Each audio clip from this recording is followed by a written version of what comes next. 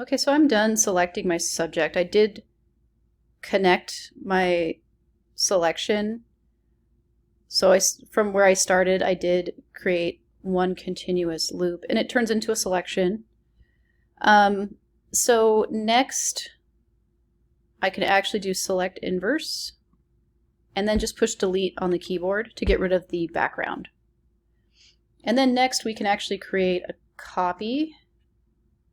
And if we go to, let's see here, edit, transform, on that new copy that we created, we can do flip horizontal.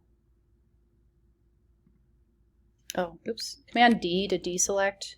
And then make sure you go to that layer 1 copy. You can even drag it out with the move tool so that you can see that you have 2 of them. And then go to edit, transform, flip horizontal. And so we can actually join these 2 together to create kind of a perfectly symmetrical image. So if I grab both of them by pushing shift on the keyboard, I can move them, and I can create a group too with each half of the face inside of it. Or actually, better yet, let's just select both of these and then do a control click, and let's merge layers, which makes that into one layer, and we can just delete this group. Oh, group only. So we only want to delete the group, not the layers. So now they're in the same layer together. And then let's do a file save. So that should have saved, over the PSD to where we're at now. And so let's go into an internet browser window. Let me close out of this. Let's do file open within photopea.com. So look for photopea.com. You can just enter that in to get there. And then do file open. We can actually open up PSDs in here, so we can open that same PSD that you started in Photoshop. Or you may start it in Photopea, to be honest, if you don't have Photoshop.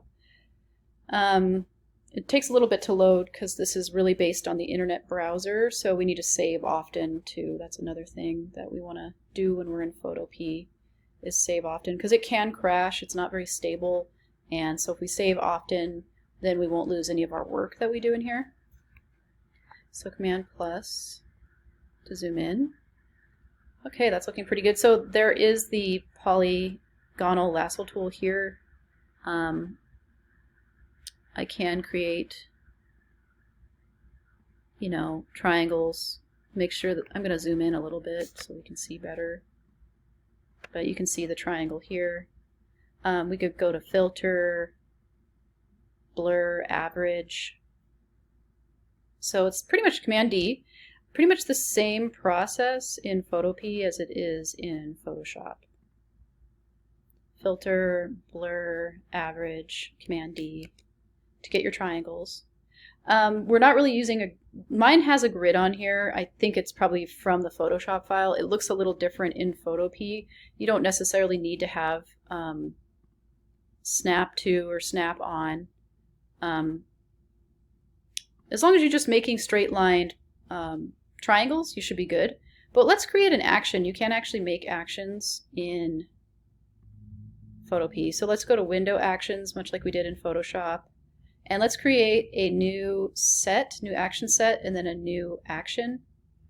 And then let's go ahead and create a selection here on our canvas. Just draw out a triangle, try and get it closed. Sometimes it's a little trickier with Photopea. Let me Command D that, or Command Z that. That wasn't closing for some reason. It's a little trickier, but try to get the end closed so that your selection is active before you start making your action for Photopea. And then let's push the record button. This is the record button, and this will record our actions much like we did in Photoshop. So push record, and then let's go to filter, blur, average, and then Command D, and then let's stop the action. Okay, so we have created our first action set there. So I'm going to create another triangle here. It's a little tougher. I might need to zoom in more to get my triangles to close and create a selection. But if I push play, you can see that that action is working. And I can continue to work on this in Photopea, hopefully avoiding, gaps if possible. If you're not doing just triangles, that's fine. Just make sure that you're using at least straight-edged shapes. And like I said earlier, if there's any gaps, you can always easily, this one has a gap. It's kind of hard to see, but it does have a gap. So you can always retrace over it and push play on the action panel to get rid of the gaps. And the gaps can be kind of hard to see sometimes. But if you get in close enough to your subject, that does help. Especially in the detailed areas. You'll be making smaller triangles for the detailed areas.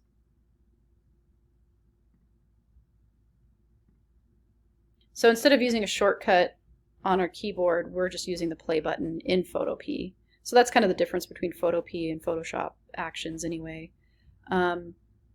So if we do Command 0, we can sign a 0 out. So you can work on this at home, continue to fill it in with triangles.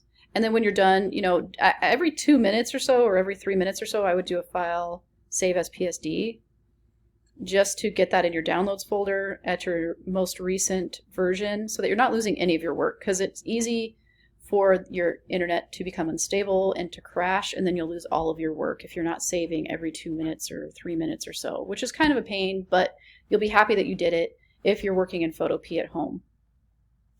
I'm trying to think if I need to tell you anything else.